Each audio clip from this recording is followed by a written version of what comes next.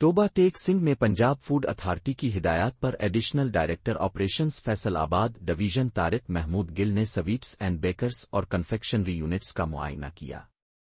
صفائی ستھرائی کے ناقص انتظامات اور پروڈکشن ایریا میں حشرات کی موجودگی پر متعدد یونٹس کو مجموعی طور پر 1,15,000 روپے جرمانہ عائد کیا گیا۔